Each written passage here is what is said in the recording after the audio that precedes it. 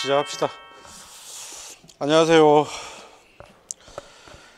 자, 정치학 출제 이론 완성반 오늘 이제 첫 시간입니다. 몇 가지 좀 말씀을 드리고 그 다음에 수업 내용을 들어가도록 그렇게 하겠습니다. 일단은 이제 강의 목표는 당연히 출제 이론을 완벽하게 정리하는 것이고요. 그래서 교재도 이번에 개정판 내면서 좀 더 필요한 내용들 정리를 좀 했고, 그 다음에 앞으로 이제 출제가 좀 예측되는 부분들, 그런 부분도 좀 반영하려고 정리를 좀 깔끔하게 좀 했습니다. 그래서 나중에 하면서 이제 말씀 차차 드리겠고요. 정치학은 사실 내용이 어렵다기보다는 말 때문에 좀 어렵습니다. 그럼 예를 들면 이스턴의 뭐 희소한 가치의 배분, 그냥 분파이거든요. 정치는 뭐 희소한 가치를 권위적으로 배분한다, 어려운 말도 아닌데 이걸 굉장히 좀 어렵게 표현하는 것들이 되게 많고, 그래서 이걸 좀 더 풀어서 쉽게 좀 말씀을 드리려고 하는 거고요. 그 다음에 이제 정치학에서는 논리적 사고가 필요한데, 문제는 이 정치학이 사실은 과학이냐 과학이 아니냐를 가지고 사실 논쟁이 있어요. 왜냐하면 이게 역사가 너무 많거든요, 사실은.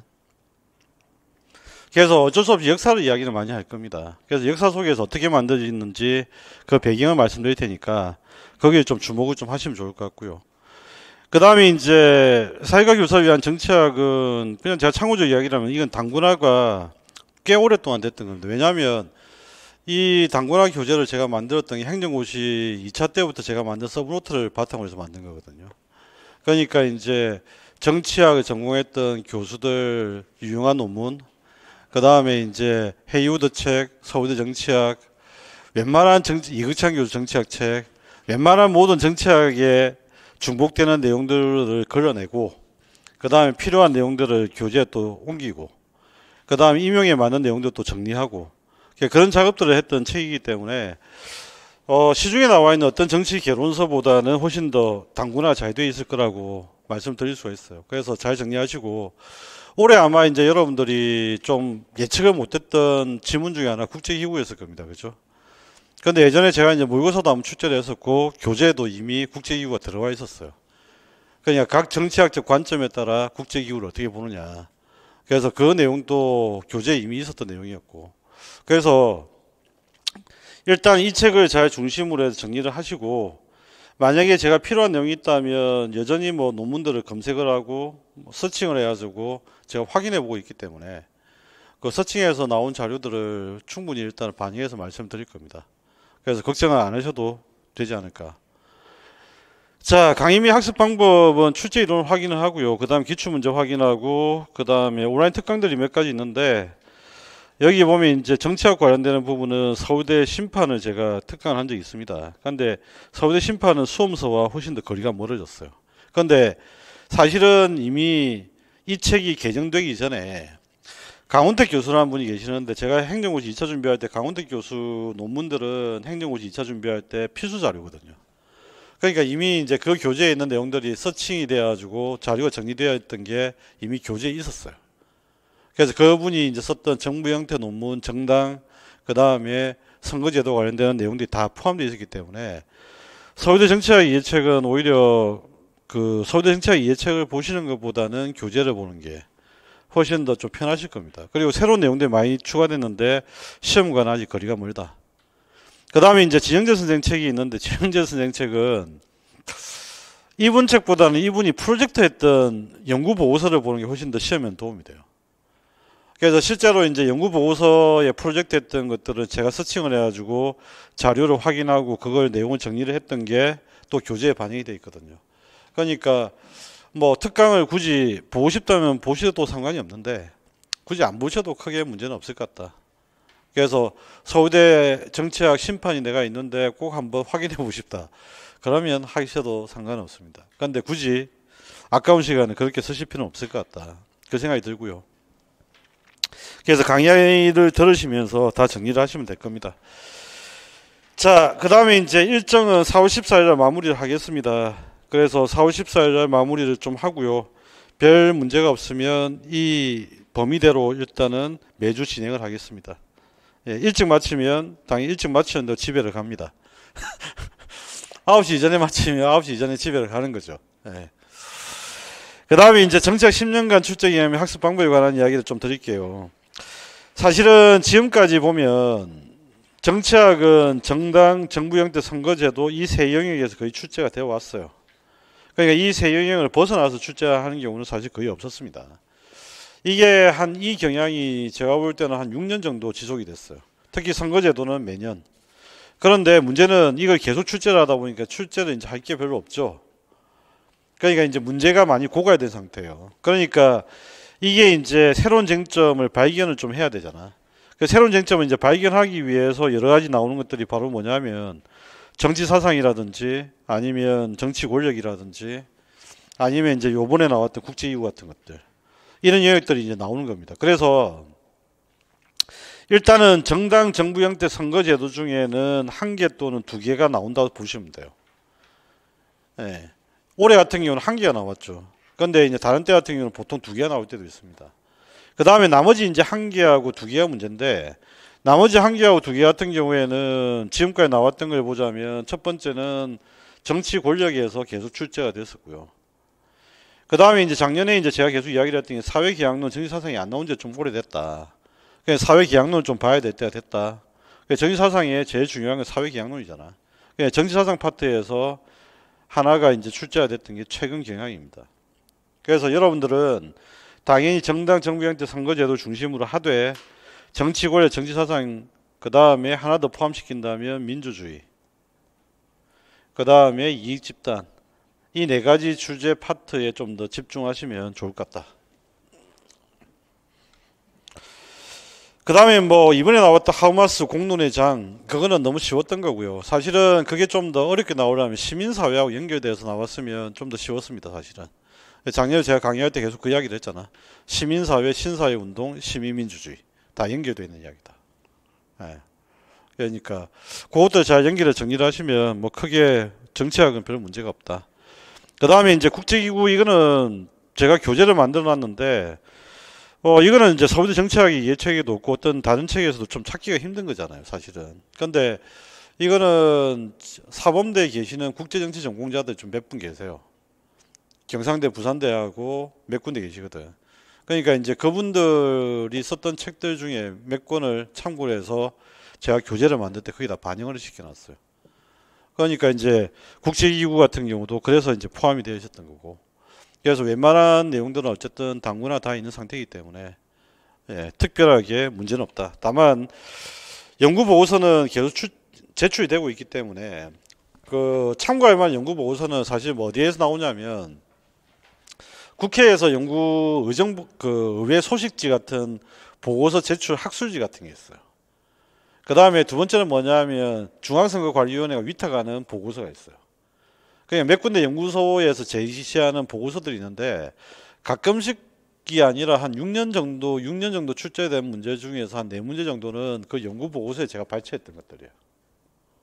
실제적으로. 그러니까 그런 부분들이 이제 필요한 부분도 한 10% 정도, 부족한 부분들은 나중에 계속 찾아서 발췌를 해서 일단은 말씀을 드리고 정리하도록 그렇게 하겠습니다. 그래서 정치학을 오히려 말이 어렵지 내용은 그렇게 어렵지 않다. 자, 그 다음에 이제 출제표를 보시는데 이거는 이미 말씀을 다 드린 거라서 뭐 크게 의미는 없을 것 같아요. 어쨌든 집중되어 있는 분포 경향을 보시면 어디에 나와 있는지 집중되어서 확인이 가능하실 겁니다. 자, 그러면 오늘 해야 될 내용부터 한번 들어가 보도록 합시다.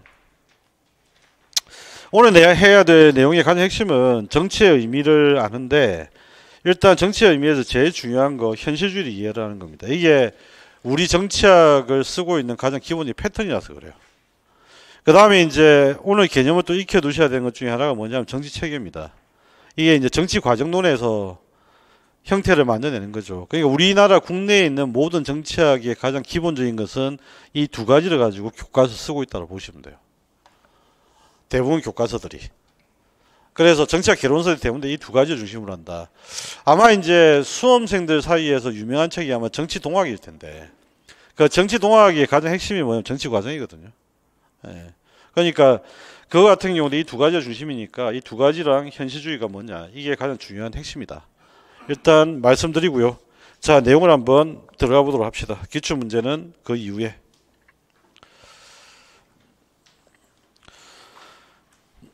자,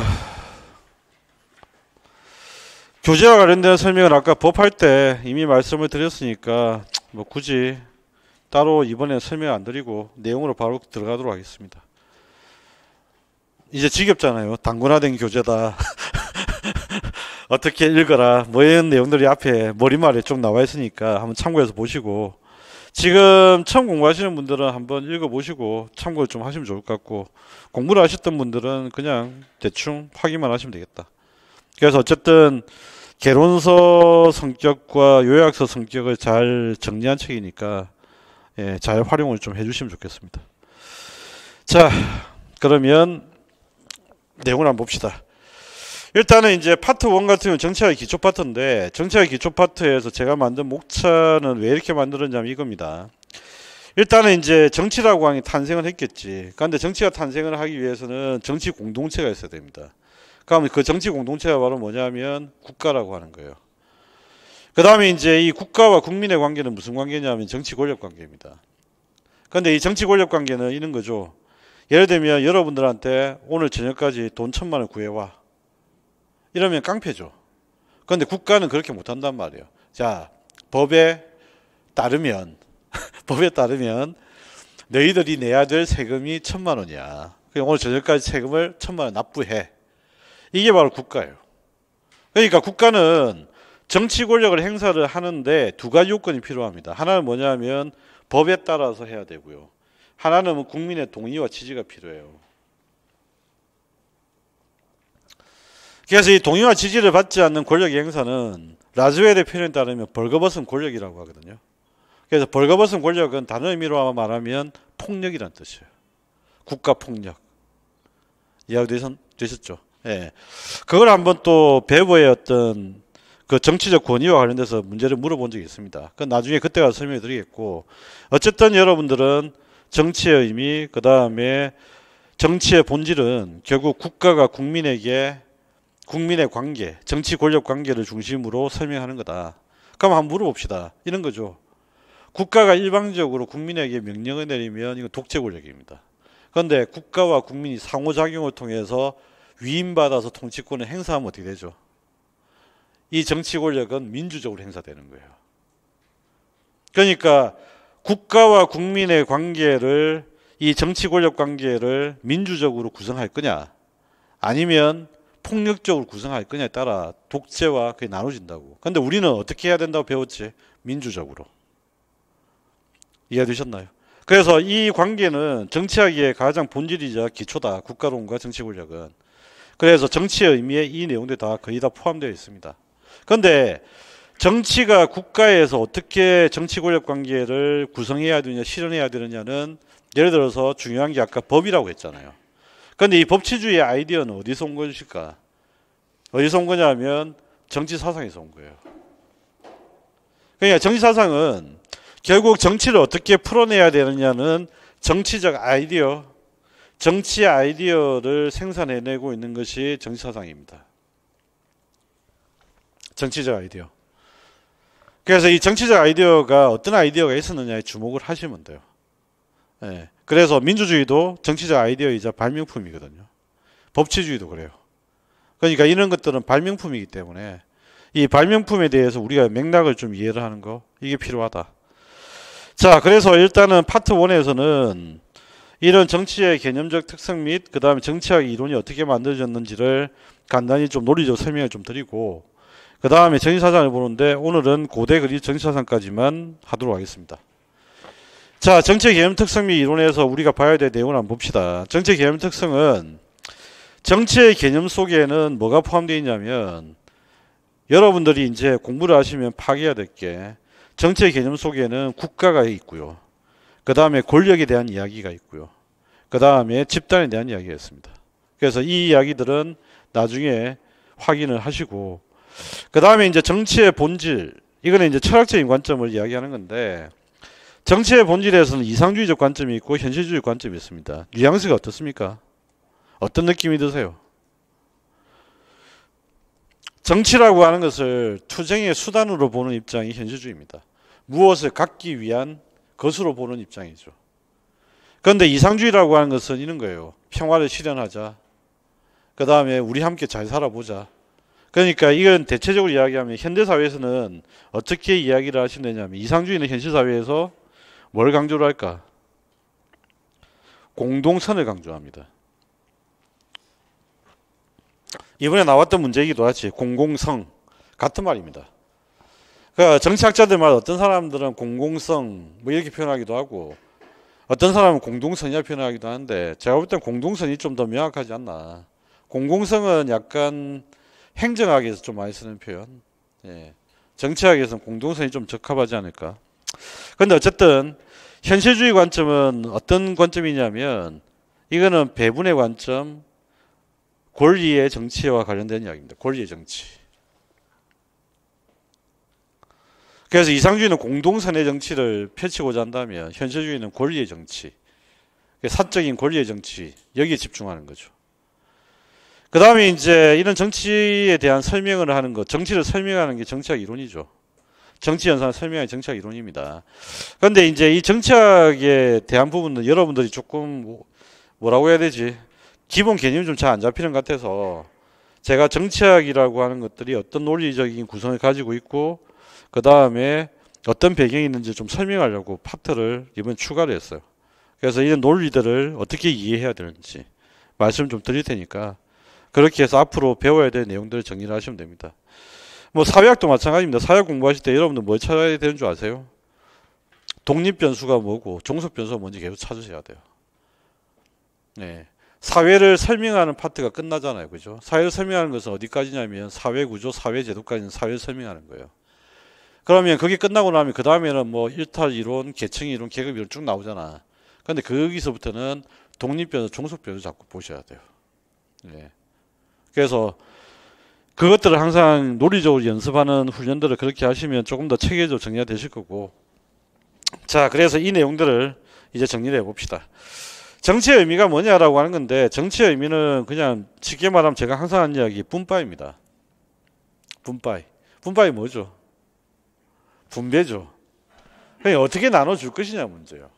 올해 같은 경우에도 이제 정부가 예산을 만들었잖아요. 예산을 만들었는데 뭐라고 이야기를 하냐면 사회보장 지출과 관련된 의료보장비 쪽의 혜택은 줄이겠다고 했어요. 그런데 기업의 법인세 혜택은 늘리겠다고 했어요. 이 말은 무슨 말이지? 분배를 조정한 거잖아. 이 분배를 조정하는 게 바로 정치죠. 그죠? 근데 분배를 조정하는데 국민의 동의와 지지를 받으면 그거는 정당성이 인정돼요. 근데 동의와 지지를 못 받으면 뭐가 된다고? 벌거벗은 권력이 되는 거지.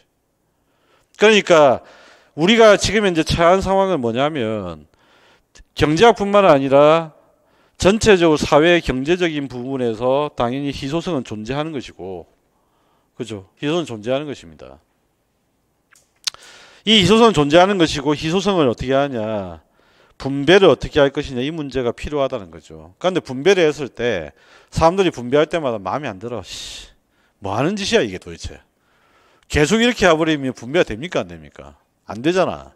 그러니까 전문가가 결정을 하고 아니면 민주적으로 결정을 내린 다음에 분배를 결정한 다음에 분배를 했을 때 이 분배의 결과에 대해서는 반드시 뭐가 있어야 필요하냐면 복종이 필요해요. 그런데 이 복종은 뭐가 필요하냐면 자발적 복종이어야 돼요. 사실은. 자발적 복종이 아니면 실제적으로 이거는 정당성이 없다라고 판단하는 겁니다. 그러니까 정치의 의미는 이런 의미를 가지고 있다.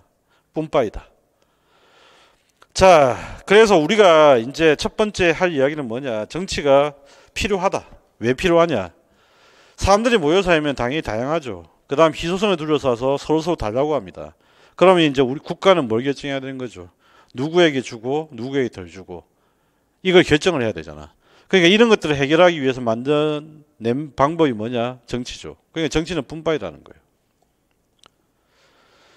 자, 다양한 인간, 희소한 자원, 갈등은 불가피할 수밖에 없고 정치적 동물로서 이 인간들은 갈등을 어떻게든지 해결하려고 방법들을 생각할 겁니다. 그러면 방법들을 생각할 때 만들어낸 아이디어가 뭐냐? 정치를 하자. 분파이를 하자. 그럼 분파이를 어떻게 하면 좋아? 철인이 하면 좋아? 민주적으로 하면 좋아? 아니면 소수가 하면 좋아? 어떻게 하면 좋을까요? 역사적으로 보면 소수가 그 한 명이 했을 때도 있죠. 예를 들면 조선 같은 경우에는 왕이 혼자서 했잖아. 왕이 분파이를 결정하고. 그 다음에 이제 귀족 정치가 시행될 때는 귀족들이 결정하죠. 위원회. 우리나라에 보면 위원회 같은 것도 있잖아요. 그럼 위원회가 결정을 해서 이번에 가격을 얼마 올리겠다. 이걸 결정하잖아요. 그게 소수가 하는 거잖아. 그런데 사실은 민주주의 국가에서 누가 해야 됩니까? 국민들 다수가 해야 되는 거잖아. 이해됐어요? 그러니까 희소한 분배의 가치 결정을 누가 하느냐가 굉장히 중요한 문제. 예, 이게 바로 이제 정치의 문제다라고 하는 걸 이걸 좀 충분히 이해를 하시기 바랍니다. 자, 그러면 이제 정치는 어떻게 되는 거냐? 공적인 관심사. 국가에서 분파일을 해야 되는 요 문제. 요 관심사에 대해서 해결 방안을 도출하는 행위예요. 원칙은 어떻게 해야 되느냐? 그리스에서는 토론을 통해서 했단 말입니다. 그러니까 지금도 토론을 합니다. 어디서 합니까? 국무회의 심의. 국무회의를 하는 거죠. 거기서 토론을 하는 거잖아요. 이번에 이렇게 할까요? 하지 말까요? 그래서 토론을 통해서 해결하는 거죠. 아니면 국회죠. 국회에서 하는 거고, 아니면 시민사회에서 하는 거예요. 이번에 나왔던 대표적인 공론장이라고 하는 거. 이게 이제 하우마스 했던 공론장 이야기하고 똑같은 이야기입니다. 그래서 여기서 공적인 문제를 막 토론을 하고 해서 바람직한 게 먼저 결정하자. 분파를 결정하자. 그 이야기고요. 그래서 정치의 대상은 기본적으로 공적인 겁니다. 그런데 이상하네요. 그죠? 공적인 건데 희소한 가치의 권위적 배분은 공적인 것과 좀 먼 거 아닐까? 먼 거일 수도 있습니다.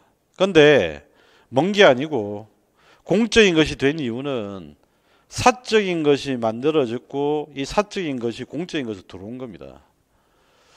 예를 들면 헌법의 기본권은 사적인 권리죠. 그런데 이거는 국가가 보호를 해줘야 될 문제로 바뀌었단 말이에요. 그러면 공적인 것으로 바뀐 거잖아. 장애우들의 이동권 보장이라고 하는 거. 우리가 개인의 이동권이라고 하는 것은 개인적 권리라고 인식을 많이 하죠. 그런데 그걸 공적인 것으로 만들어 놨단 말이에요. 그러니까 당연히 어떻게 해야 돼? 공적인 것으로 다뤄야 되는 문제가 된 거지. 그러니까 이준석이처럼 일방적으로 잘못됐어. 안 돼. 이렇게 하는 거는 정치가 아닌 겁니다. 공적인 것으로 다뤄야 되고 그게 왜 배경이 발생했는지를 충분히 논의를 해야 되는 거죠. 그래서 지금 현재는 자유주의 때문에 권리의 정치를 펼치는 시대가 열렸기 때문에 아시겠나요? 사적인 게 공적인 것으로 들어온 겁니다. 그래서 지금 현재는 실제로는 공적인 것, 사적인 것의 구별이 어려워요. 경찰력을 배분을 할 때 어떤 아파트 가정에다가 경찰력을 배분을 할까요, 말까요? 아파트의 치안 유지를 위해서 경찰력을 배치할까 말까? 하면 좋겠지. 그런데 사적인 영역이잖아. 그런데 경찰이 들어갈 때가 있지. 언제? 가정폭력이 발생했을 때. 네, 이런 것들이 전부 다 이제 배분 분배의 문제, 정치의 문제입니다. 그러니까 지금 현재는 사적인 것과 공적인 것이 사실 구별하기가 정말 어려운 시대. 왜? 권리의 정치가 중심이기 때문에. 자, 그래서 지금 현재는 근대 이후로부터는 사실은 정치는 현실주의 정치입니다. 그래서 누가 무엇을 언제 어떻게 얻느냐가 중요한 거예요. 그래서 이번에 예산은 대기업이 많이 얻고 중소기업은 적게 얻느냐. 이번에 장애우들한테는 얼마가 배정되느냐. 탈북민들한테는 얼마가 배정되느냐. 이런 것들 다 결정하는 거. 이게 정치라고. 예. 그런데 탈북민 한 사람 한 사람 보면 개인이잖아. 그죠? 그런데 이걸 전부 다 어떻게 다루고 있지? 공적인 문제 다루고 있죠. 배분을 어떻게 할 건지. 예, 이게 바로 이제 현실주의 정치입니다. 그러니까 누가 무엇을 언제 어떻게 얻느냐라고 하는 거. 이게 굉장히 중요한 이야기고요. 그 다음에 이제 정치의 의미는 그래서 현실주의 입장에서 어떻게 정의를 하냐면 시험 문제 나왔던 거지. 희소한 가치의 권위적 배분입니다. 그럼 여기서 이제 우리가 개념을 하나씩 쪼개 봅시다. 희소한 가치가 도대체 뭐냐 그 이야기야. 희소한 가치라고 하는 것은 경제적인 부, 정치 권력, 사회적 위신, 명예 같은 것들입니다. 한번 생각을 해보자고요. 의사를 면허증을 가지고 의대로 나오고 면허증을 가진 사람만 의사를 하는 게 맞습니까? 제가 미친 겁니까? 이런 질문하는 제가 미친 거예요. 예전에 어릴 때 만화책에 보면 스머프 마을이 있잖아. 스머프 아래 보면 똘똘이 스머프도 있고 여기에는 뭐 지혜를 전하는 스머프도 있고 빵을 만드는 스머프도 있잖아. 그럼 그들이 전부 다 자격증을 면허증 가졌나? 아니란 말이지. 그러니까 자격증과 면허증을 가진 사람만이 할 수 있다라고 정한 거는 뭐냐? 분배예요. 뭘 통해서 만든 거죠? 법과 제도를 통해서 만든 거죠. 앞으로 여러분들이 의사가 되려면 이렇게 가야 돼. 나는 그렇게 동의한 적이 없는데. 그런데 여러분들의 대표가들이 그렇게 만들었다잖아. 그러니까 자신의 꿈과 끼를 위해서 뭔가 원하는 것을 모든 걸 실현할 수 있는 게 대한민국이라고 한다면 사실은 장벽이 높아야 됩니까? 장벽이 낮아야 됩니까? 장벽이 낮아야 됩니다. 그런데 한국은 대부분 다 보면 공부도 엘리트 중심의 교육, 스포츠도 엘리트 중심의 체육. 장벽이 엄청나게 높은 거예요, 이거. 이러면 희소한 가치의 권위적 배분을 제도적으로, 정치적으로 엄청나게 장벽을 높게 쌓고 있는 거죠. 네. 그래서 이런 장벽을 누가 결정하느냐, 누가 분배를 결정하느냐, 누가 합니까? 대표들이 한다는 거예요. 그런데 그 대표는 누가 뽑았죠? 국민이 뽑았다는 거예요. 그래서 정당하다는 거예요. 네가 뽑은 거 아니냐. 네가 뽑아서 대표들이 그래 만든 건데 뭐 어떻게 하라고. 그러니까 시험이 아니라 재능으로 할 수도 있는 거잖아. 마사지를 엄청나게 잘하는 사람이 있어. 이 사람은 의사의 재질을 좀 타고난 것 같아. 그런데 공부를 못해. 그러니까 이게 제도화되어 있다는 이야기죠. 그런데 의사가 됐는데 수술도 못하는 의사들 태반이잖아. 그 왜 의사를 해? 그러니까 이게 과연 지금 현재 분배하는 방식은 과연 우리가 원하는 방식대로 되느냐? 그건 아니고 방금 이야기했던 정치와 제도에 따라 결정되는 거예요. 그러면 분배는 어떤 방식으로 결정되느냐라고 하는 건데 아마 여러분 대부분 다 민주적으로 결정한다는 말에 동의를 안 할 겁니다. 왜? 국회의원 놈들이 하는 거지. 대통령 놈이 하는 거지. 이 생각하잖아요. 그런데 그 대통령과 국회의원은 누가 뽑았지? 국민들이 뽑았어. 그러니까 국민들이 한 거나 마찬가지라는 거예요. 그러면 이 분배 결정에 대해서는 반대할 수 있습니까? 없습니까? 못한다는 거죠. 자, 국민 여러분은 민주주의라고 하는 제도 속에 갇힌 겁니다. 그래서 분배 결정을 확정하기 위해서는 국민들이 복종을 해야 됩니다. 그런데 국민들이 이제 여기에 대해서 동의를 안 해주면 어떻게 된다고? 폭력이 된다고 했지. 그래서 이 분배를 결정하는 힘, 이게 바로 정치 권력이에요. 그러면 국가와 엘리트는 어떻게 본인들의 결정을 정당화시키느냐? 당연히 법과 제도를 통해 정당화를 시키죠. 이게 바로 배부의 설명이에요. 국가는 국가의 폭력을 어떻게 정당시 해왔는가? 이걸 설명할 때 합법성을 들고 온 겁니다. 이해가 되셨습니까? 국가의 폭력은 국가가 어떻게 정당화를 했는가? 합법성을 통해서. 법과 제도를 통해서. 자, 그래서 국가와 국민의 관계는 이겁니다. 희한합니다. 어떻게 희한하냐면 보세요. 주권자는 국민 주권이기 때문에 당연히 주권자는 국민입니다. 그런데 얘한테 위임을 했단 말이에요. 뭘 위임을 하냐면 통치권을 위임을 했어요. 그래서 국가가 통치권을 위임을 받았습니다. 그러고 나서 이 통치권을 다시 국가가 국민한테 행사를 하는 겁니다. 이 구조라고. 이 구조. 그러면 위임을 잘못했다는 거지. 그러면 책임 뭐야? 내 탓이 오지. 구조 자체가. 자, 그래서 지금 현재 국가와 국민의 관계는 통치권을 기준으로 권력 관계가 형성되어 있다라고 하는 거 이거 잊지 마시고. 그런데 통치권은 누가 줬느냐? 민주주의 국가에서는 국민이 줬다. 그 다음에 이제 정치 엘리트라고 하는 사람들, 이 사람들 이제 우리가 소위 말하는 이제 국회의원, 대통령, 오피니언 리더들. 그래서 이런 관계들을 어떻게 하느냐? 제도화를 시켰다는 겁니다. 지금 현재는 어떻게 제도화를 시켰죠? 민주주의로 제도화 시켰다. 민주주의로 제도화 시켰다. 자, 그래서 이제 결론은 뭐냐? 정치는 제도를 통해서 희소한 가치에 권위적으로 배분하는 행위입니다. 그래서 이 대표적인 제도는 뭐냐? 민주주의다. 그래서 이거는 시험 문제 굉장히 중요한 지문이다. 이게 왜 나왔느냐라고 할 수도 있는데 시험에는 어떻게 나왔냐면 이게 기입형 권위를 가르쳤습니다. 그죠? 그런데 이게 사실은 담겨져 있는 함의는 엄청난 의미를 가지는 거예요. 권위. 권위라고 하는 것은 뭐죠? 아래로부터 동의와 지지를 받는다는 뜻이에요. 아래로부터 동의와 지지를 받는다. 아래로부터 동의와 지지를 받는다. 자, 그러면 이제 정치는 어떻게 될까라고 하는 건데, 정치는 이제 분석을 해봅니다. 그러면 이제 정치는 누가 할까 했더니 국가가 분파일을 하는 거 아니야. 그러니까 정치는 국가 연상설이야. 그런데 국가는 분파일을 어떻게 하죠? 법과 제도를 통해서 분파일을 했지. 그 분파하는 방식은 뭐야? 집행이지. 그러니까 국가 연상설의 가장 중요한 키워드는 법, 제도, 행정입니다. 법, 제도, 행정. 중요한 키워드. 분파일 누가 하느냐? 국가가 한다. 됐어요. 예.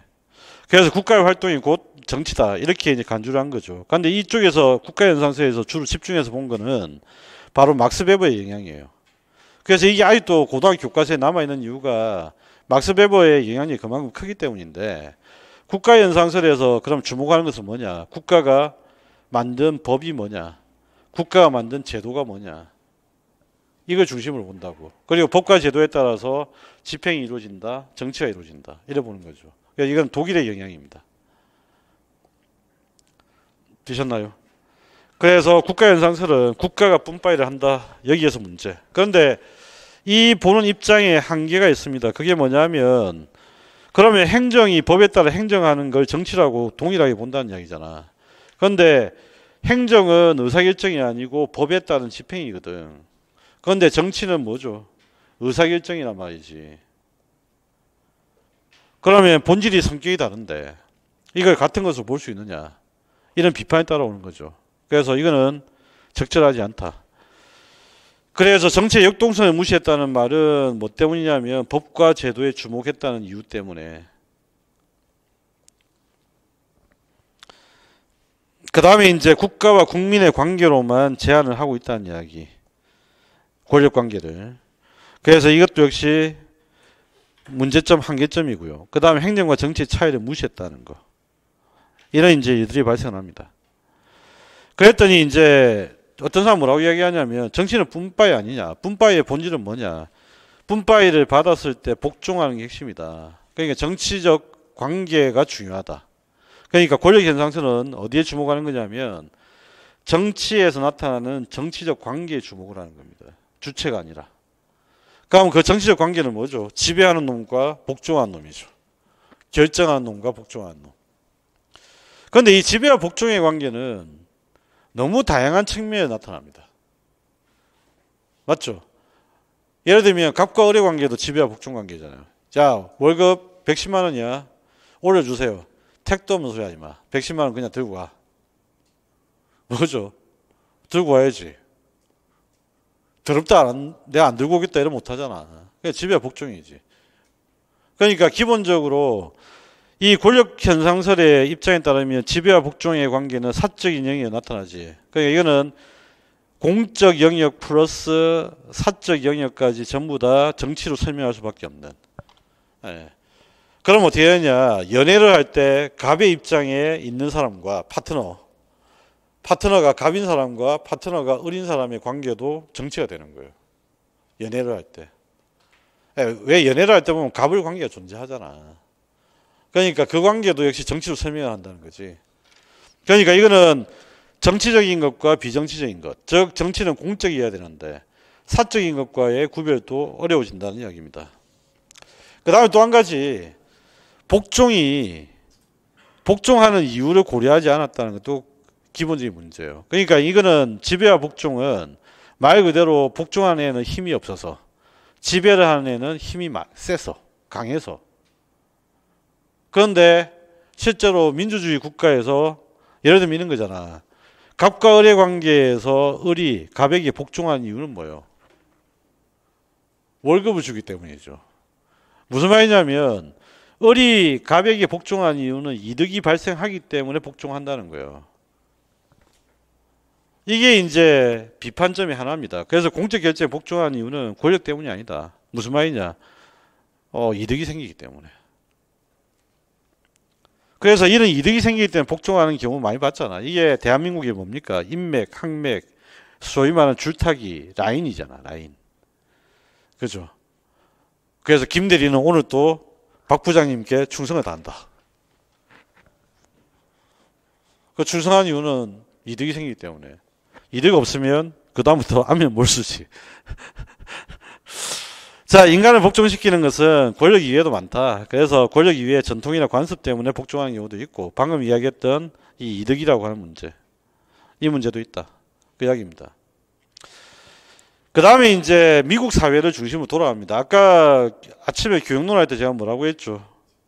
미국은 이익 집단 중심의 정치를 한다고 했지. 그러니까 미국은 실제적으로 중앙 권력이 없었어요. 또 이제 그 이야기를 할 수밖에 없는데, 무슨 뉴욕이죠? 갱스 오브 뉴욕이죠. 갱스 오브 뉴욕이라고 하는 영화를 보시면 미국이 중앙 집권이 안 되었을 때 미국의 수많은 이익 집단들이 어떤 행태를 보이는지 보입니다. 그러니까 미국은 엄청나게 넓은 땅덩어리에다가 중앙 집권 국가가 없었기 때문에 여기에 나오는 작은 동그라미 같은 다양한 집단들이 자치적인 활동을 하고 경쟁을 하고 싸우고 그래요. 어떤 경우에 저녁에 총들과 쏘아서 죽이기도 하고 테러도 합니다. 그러니까 얘네들이 어떻게 하냐면 경쟁을 통해서 결정을 하는 거예요. 분파이를. 아시겠나요? 그러니까 분파이를 결정을 한다. 이게 바로 뭐지? 집단연상설. 그러니까 집단연상설은 말 그대로 집단 간의 정치적 상호작용이 되어 있는데 본질은 뭐냐면 집단 간의 경쟁입니다. 그래서 미국의 정치를 생각하시면 돼요. 그래서 옆에다 하나 메모를 해 두실 거는 미국의 이익 집단 중심의 정치.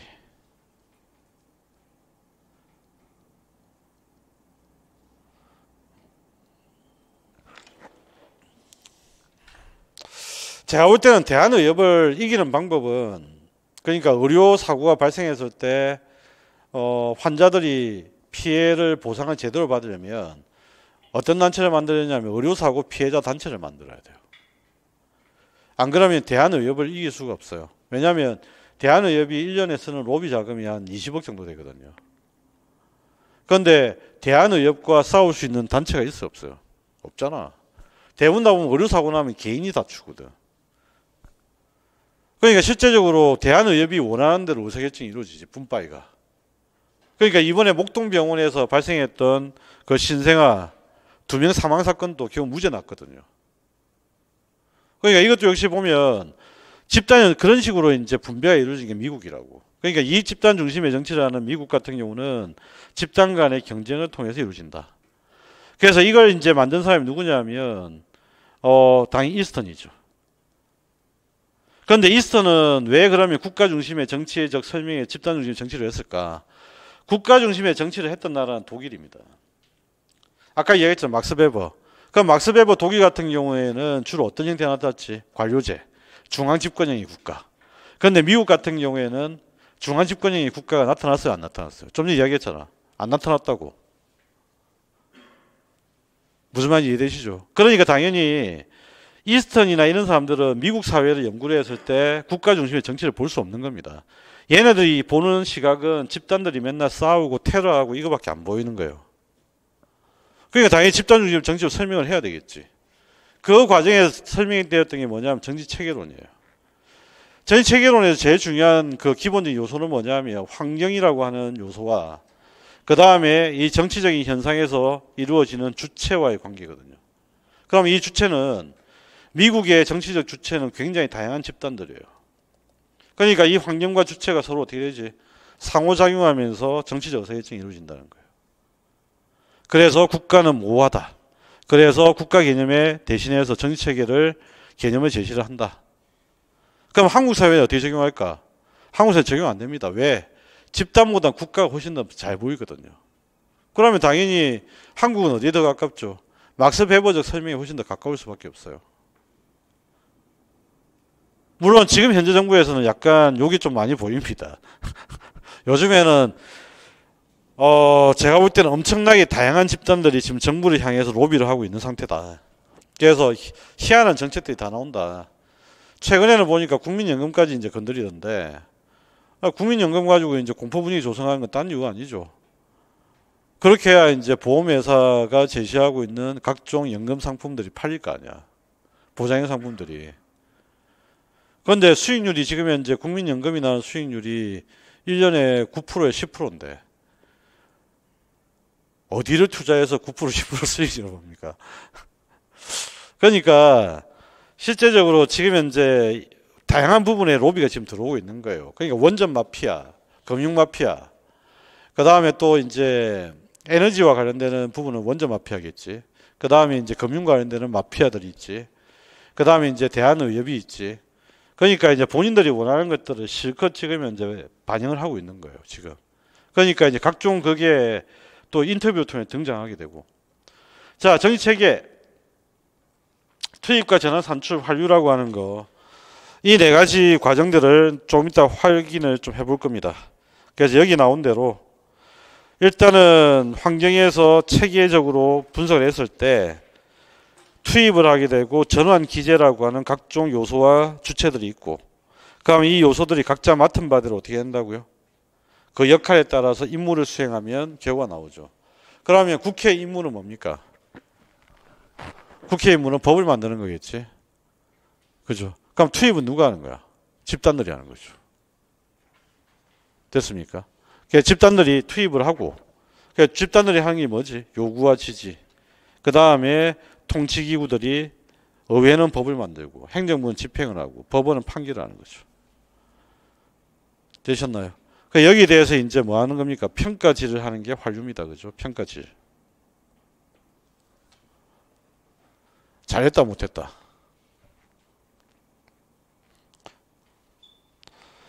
그러니까 대통령이라는 자리와 국가라는 자리와 공무원이라는 자리는 욕먹는 자리예요.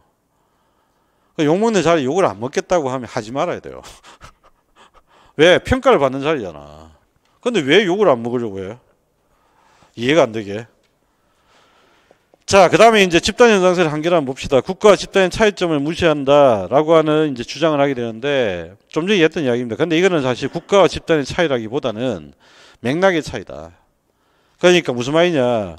미국은 이익 집단 중심의 정치니까 집단 현상세로 설명하면 돼요. 근데 한국이라든지 독일 같은 그런 발전국가 같은 경우에는 실제적으로 뭐지? 국가 중심이잖아. 그러니까 이 국가 중심에서 입장에서 봤을 때는 집단 중심의 정치가 이해가 안 되는 거지. 야, 국가는 지속적이잖아. 영구적이잖아. 니들은 투자 못 받으면 망하잖아. 그 다음에 포괄적인 부분도 얘들은 국가 전체를 상대로 하지만 이쪽은 뭡니까? 한정된 이익과 업무를 중심으로 역할을 분담하죠. 그 다음에 이제 구성원의 임의탈퇴, 국적이라고 하는 것은 임의탈퇴가 안 됩니다. 그죠?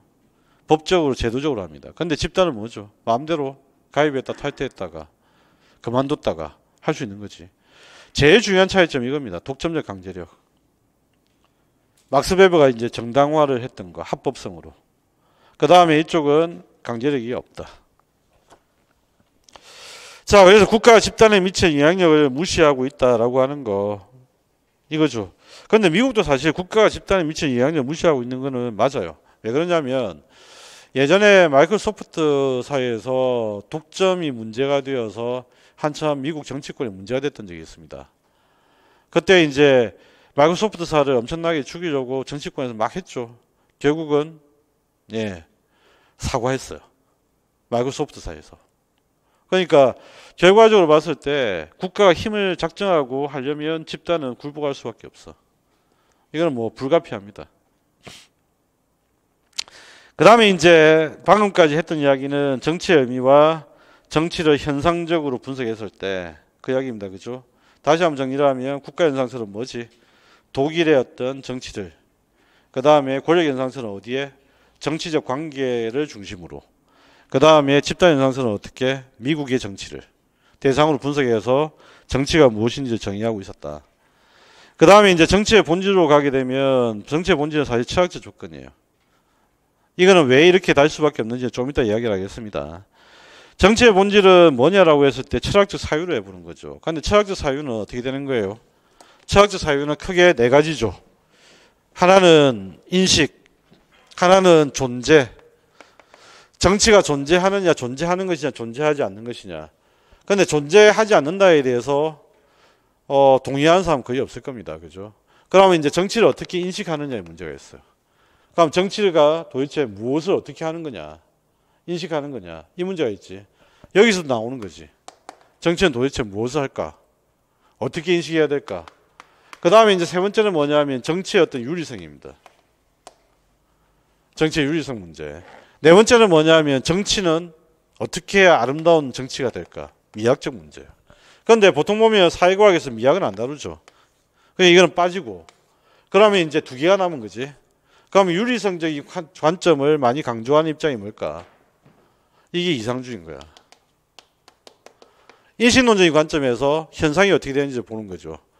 쟤들 보니까 맨날 권력 가지려고, 많이 먹으려고, 자리 차지하려고, 대통령 되려고 맨날 보니까 헐뜯고 싸우네. 얘들 보니까 현상적으로 봤을 때 인식되는 것은 투쟁이죠. 이해되시나요? 이쪽은 당위적인 측면이죠. 정치는 이렇게 해야 돼. 그래서 이쪽은 뭐뭐 해야 된다라고 하는 조례적 관점이라면 이쪽은 현상적으로 나타나는 자인적 관점이 되는 거지. 그러니까 이쪽은 현실주의가 되고 이쪽은 조례이 되는 거예요. 그래서 철학적 사유에서 이해를 할 수가 있는 거다. 그래서 이상주의는 뭐냐? 정치는 뭐뭐 해야 된다라고 하는 입장이고 현실주의는 정치는 이거다라는 입장이에요. 그래서 우리가 맨날 보는 정치는 뭡니까? 싸우고 서로 거짓말하고 사기치고 뭐 이런 거잖아. 그런데 왜 그렇게 하는 거지? 많이 가지려고. 많이 가지려고. 그런데 이상주의는 어떻게 하는 거야? 그럴 때마다 그러면 안 돼. 국민들의 이익을 생각해야지. 도대체 뭐 하는 짓이야? 뭐 이런 거잖아. 자, 이게 이상주의와 현실주의의 차이점입니다. 그래서 이상주의는 이상사회 건설을 해야 된다. 그래서 정치는 이상사회 건설의 행위다라고 인식하는 거예요. 그래서 유토피아를 만들었으면 참 좋겠다. 국민의 복지가 실현됐으면 좋겠다. 평화를 유지하면 좋겠다. 질서 유지하면 좋겠다. 그래서 이런 것들을 이제 주로 이야기했던 사람이 누구냐? 그게 바로 이제 그리스 로마 사상이 나타나는 거죠. 대표적으로 보면 공화주의입니다. 뭐라고 표현합니까? 나라란 모두가 잘 사는 나라. 이런 나라가 되면 좋겠다. 그런데 현실은 모두가 잘 살지 않지. 1대 9잖아. 그 1대 9라고 설명하는 게 현실주의야. 되셨나요? 그래서 이쪽은 자인, 정치 권력을 갖기 위한 투쟁의 의미로 현실주의를 본다. 그러니까 이쪽은 정치 권력이지만 조금 더 정치적 의미에 가까이 가게 되면 희소한 가치를 갖기 위한 투쟁.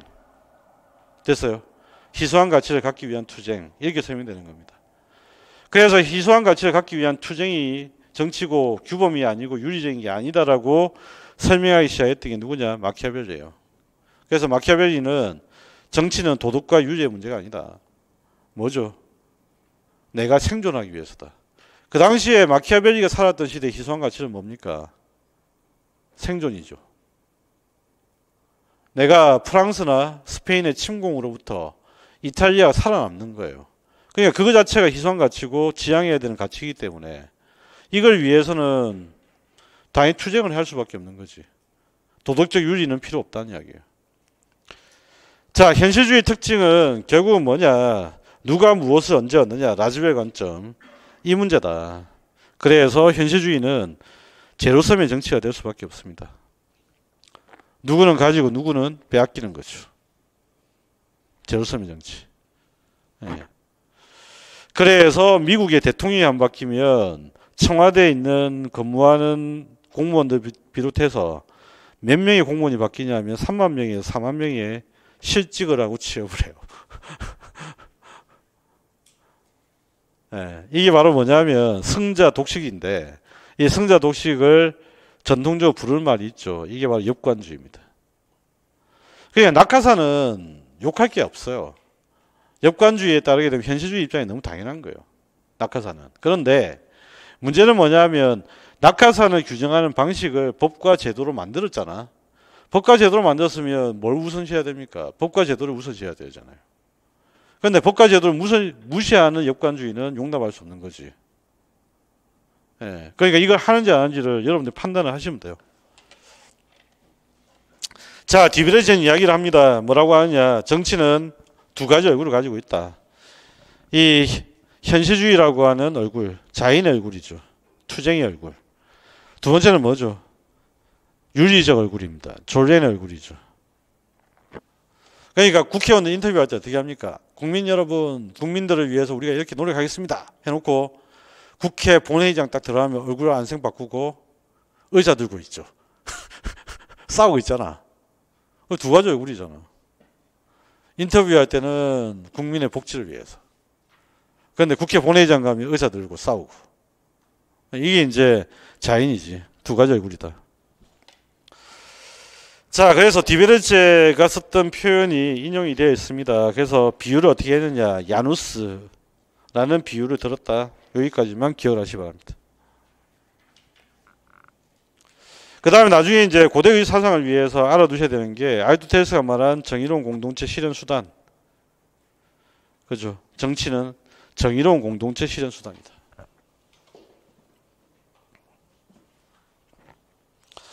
그럼 아리스토텔레스가 말한 정의로운 공동체 실현 수단의 의미는 뭡니까? 이상주의죠.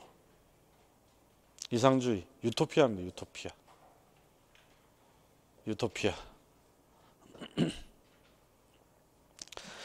자, 그러면 지금 현재 주류적 관점은 뭐냐? 결론 내립시다. 근대 이후, 마키아벨리 이후부터는 정치는 현실주의로 해석을 해왔다. 그래서 우리는 현실주의적 관점으로 정치를 이해를 하셔야 된다. 그런데 윤리적 관점도 이해를 해야 된다. 됐어요. 그 다음에 이제 라스웰의 현실주의 정치관의 핵심적인 표현. 현실주의 정치학자 이러면 두 사람을 기억해야 됩니다. 한 사람은 라즈웰이고 한 사람은 이스턴인데 라즈웰이 했던 유명한 말이 누가 무엇을 언제 어떻게 얻느냐. 이게 정치다.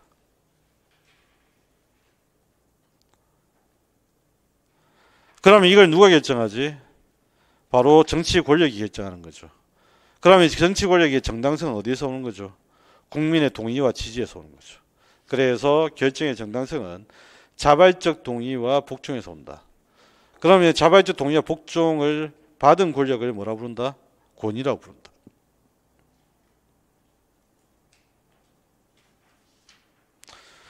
자발적 동의와 복종을 받은 권력을 권위라고 부른다.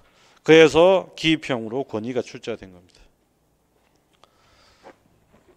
전체 개념의 요소에서 정말 중요한 얘기이기 때문에. 자, 일선도 똑같은 취지의 말을 합니다. 기소한 가치의 권위적 배분 과정. 분배 정당성 어디서 오느냐? 권위에서 온다고 했잖아. 권위를 풀어서 이야기하면 국민의 동의와 지지를 받은 권력이죠.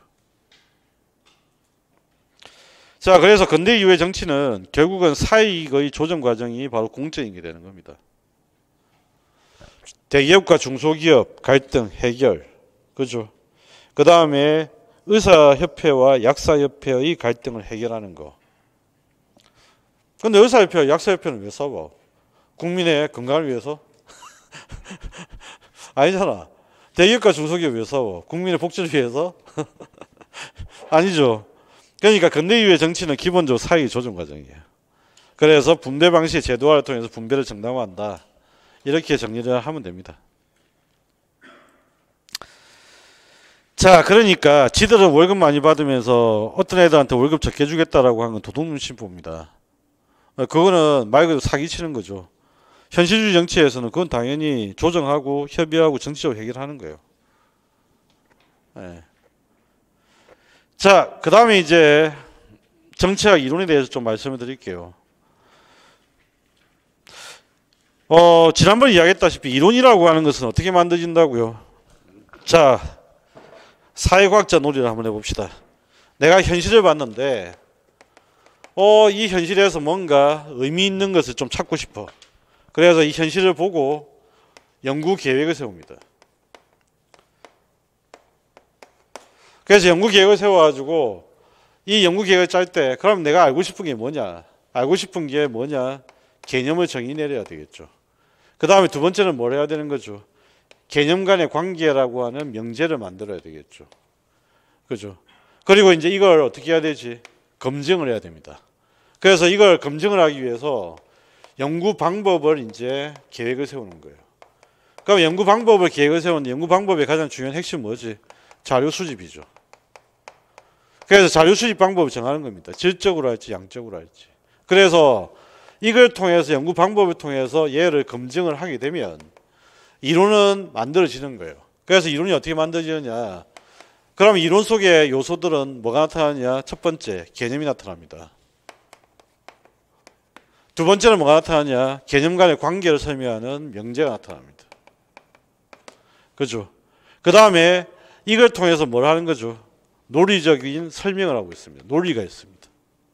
그래서 이 논리적인 설명은 당연히 인과관계로 설명하려고 애를 쓰겠죠. 물론 인과관계가 입증이 안 된 상관관계가 존재할 수도 있습니다.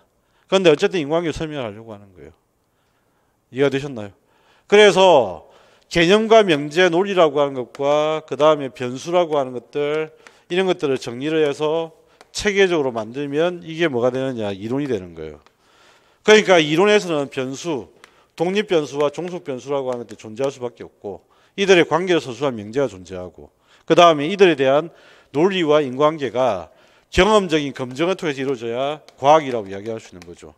그러면 정치학의 많은 것들이 실제적으로 이런 과정을 거친 내용들인지 아닌지가 중요하잖아.